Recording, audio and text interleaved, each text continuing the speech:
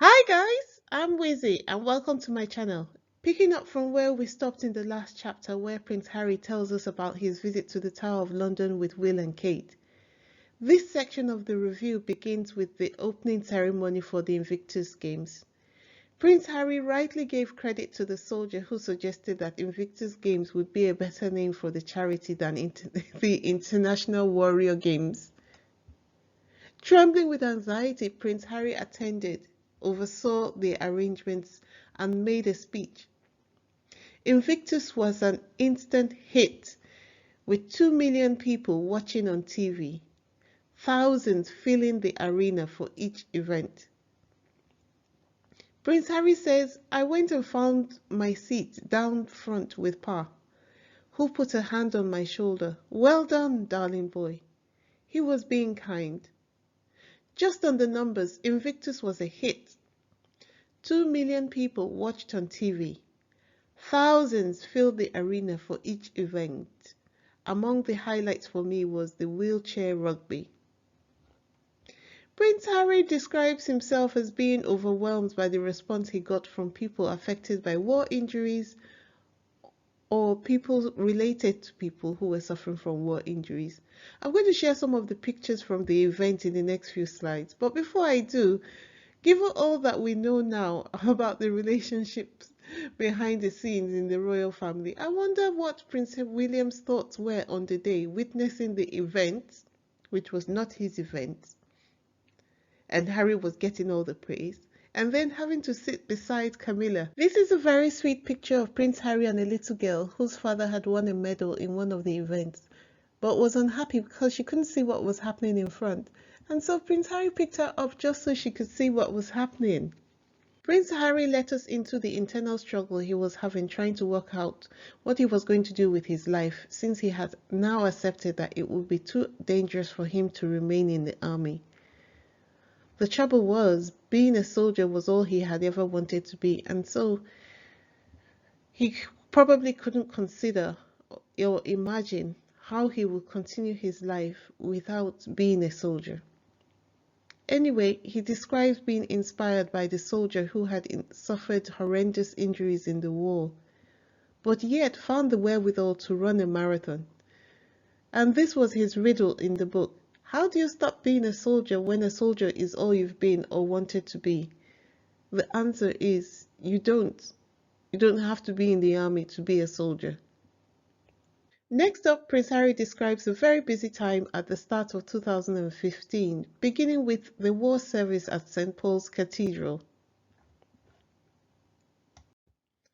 followed by a reception at the Guildhall hosted by the City of London Corporation, followed by the launch of Walking with the Wounded's Walk of Britain,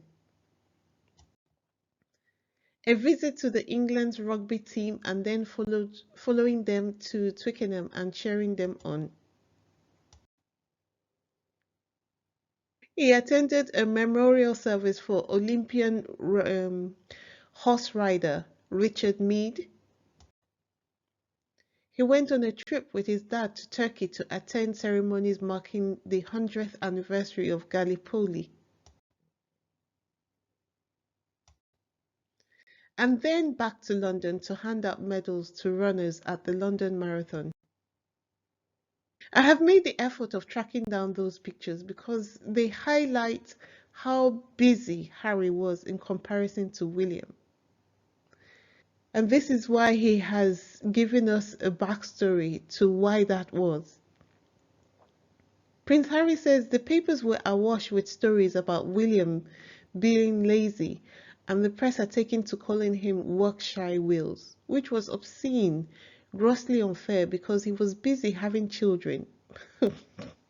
Harry, please.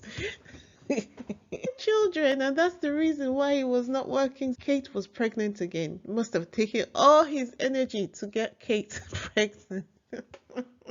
At this point, I have to say that I almost feel like Harry set William up for premium dragging because I can stay on this one, but I'm just forcing myself to carry on. Also, he was still beholden to Pa, who controlled the purse strings.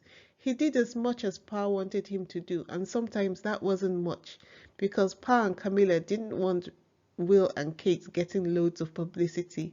They'd openly scolded Willie about it many times. Now, this I can accept as a reasonable excuse for not doing much in terms of royal engagements. The first one was just premium Harry sarcasm, if I might say so. Willie told me that both he and Kate felt trapped and unfairly persecuted by Pa and Camilla. So I felt some need to carry the banner for all three of us in 2015. But selfishly, I also didn't want the press coming for me. I didn't understand until months later that there were even more reasons why the press was gunning for Willie. First, he'd got them all worked up by ceasing to play their game, denying them unfettered access to his family. He'd refused several times to trot Kate out like a prized racehorse, and that was considered a bridge too far. Then he'd had the temerity to go out and give a vaguely anti-Brexit speech, which really galled them. Brexit was their bread and butter. How dare he suggest it was nonsense? I looked for the article in question, and all the article really said was that the Duke of Cambridge has said Britain's ability to work with other nations is a bedrock of our security and prosperity, in remarks that will prompt speculation that he's endorsing the UK's continued membership of the European Union. In a speech to British diplomats at the Foreign Office in London, the second in line to the throne said common action was essential in a troubled world. Poor William. He couldn't even really have an opinion. And I'm sure that he didn't even write that speech for himself. Next, Harry tells us about a trip he made to Australia for military exercises. So,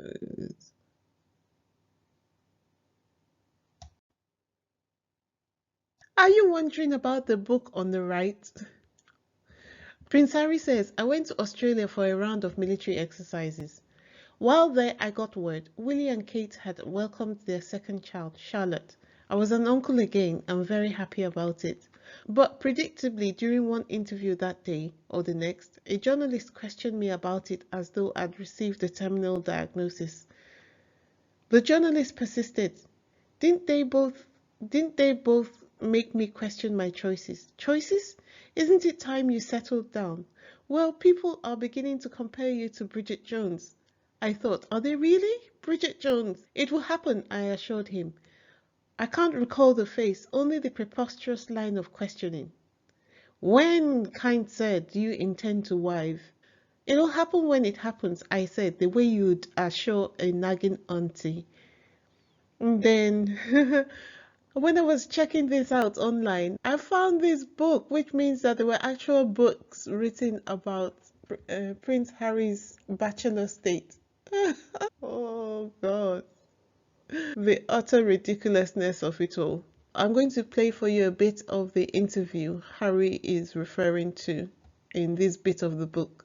Yeah, we'll wait and see. The family continues to grow. And of course, with that growing family, your prospects of becoming king reduced, don't they? Great. I think that was just awful. Um, I don't know. No wonder some of the biggest celebrities, just have absolutely no respect for journalists, because what kind of question is that? What kind of response did they expect Harry to give? Or maybe they were expecting him to act out so that that could be a bigger headline. But luckily, he'd become media savvy at that point and was able to control himself, and he just walked away. Anyway, next came the TK Maxx controversy. Prince Harry mentioned that he'd been quite fond of the TK Maxx once a year sale. Instead of TK Maxx to monetize the mention positively, they thought it was time that they showed their loyalty to the royal family. The CEO tweeted that they didn't have the once-a-year sale that Prince Harry had referred to in the book. The Sussex squad said, Not on our watch. Hello. And they produced receipts. So as you can see on the screen, you've got the pictures of TK Maxx in the midst of a sale with all their stickers and banners up notifying the public that they were having a big sale.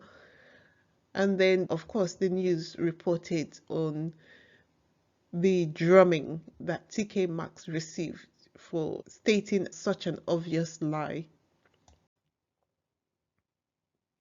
I wondered why they would do that. I found the reason, which I will discuss with you shortly. But first, let's enjoy the massacre of TK Maxx's CEO. So, a Twitter user said the CEO of TK Maxx UK needs to resign, since obviously he never shopped in the company stores he runs and is oblivious to the fact that people have the internet and smartphones and will fact check his lies in seconds. You know, I said that I would uh, discuss the reason why TK Maxx was quick to jump on the anti-Harry and Meghan bandwagon. The reason is because the CEO is in cahoots with them. The man circled in red is the CEO of TK Maxx. And who's there standing beside him? None other than the one, the only queen of side chicks. Next up, Harry describes going to the Mildmay Mission Hospital to commemorate its 150th anniversary and recent renovations. He describes how his mother first paid the place a famous visit, and she had held the hand of a man who was HIV positive and changed the world's perception about HIV AIDS. And following that, he took a break, went on a trip to Botswana, met up with Tej and Mike, where he shared his struggles with anxiety. He also mentioned that he found work to be therapeutic and the controversy that work in itself was creating because William had claimed Africa as his territory to do his work. Prince Harry said it was all obvious. He cared less about finding his purpose or passions than about winning his lifelong competition with me. Over several more heated discussions, it emerged that Willie, when I'd gone to the North Pole, had sadly been resentful. He'd felt slighted that he hadn't been the one invited. At the same time, he also said he'd stepped aside gallantly, that he'd permitted me to go.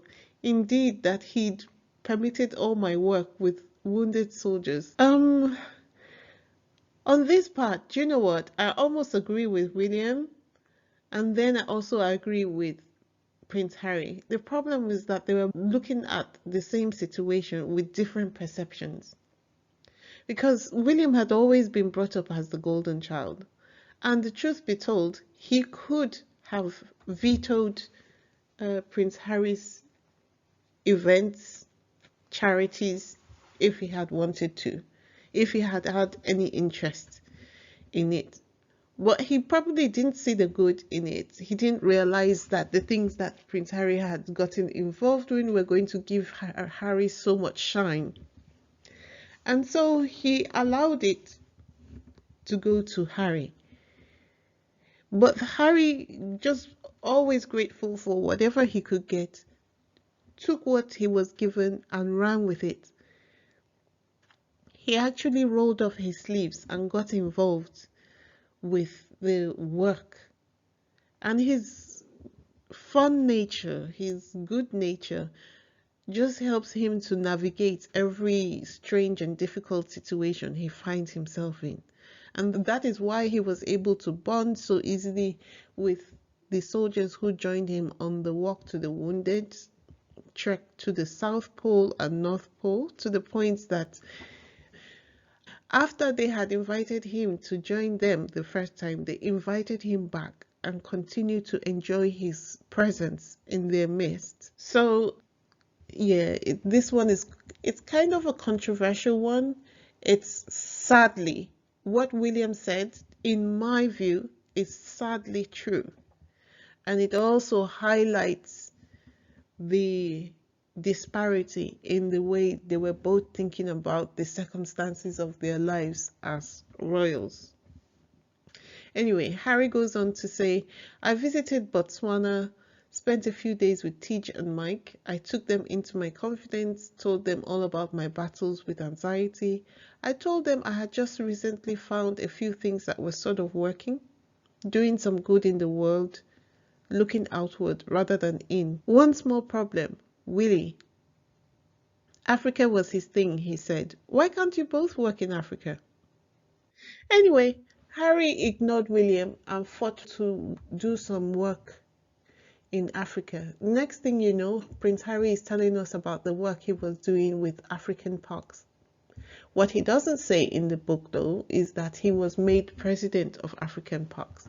Next, Harry talks about his famous trip to America where he ended up in Courtney Cox's house where he ate some magic mushrooms. I found the scene hilarious and I tried to replicate it because obviously there's no video showing what happened. And of course, Courtney Cox was asked about the mushroom business in an interview where she gave a non-answer to the question, which was okay, I guess, but it would have been lovely for her to be outspoken about what happened and show some positive support to Harry and Meghan. This is the end of part 2 of the spare, and we'll stop here to avoid this video becoming too long. In this part of the book, we see Harry slowly hitting his stride, finding his purpose. The scales have well and truly dropped off his eyes. He's become aware of who he is, his purpose, in his training to become an Apache pilot and combat soldier. He has got a smart wife who is savvy, beautiful, and loves him. He sees that he's got a platform and he's determined to do good with it.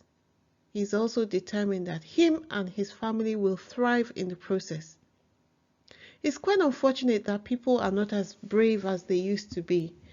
And so the idea of standing up for Harry and Meghan against the haters, the royal family, is scary.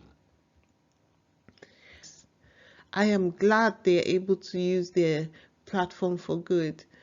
And I'm also glad that I'm able to use my channel to fight back alongside the very brave Sussex squad. And I wish that I can even do more. God bless the Sussexes and their children. May God continue to guide and protect them in Jesus' name.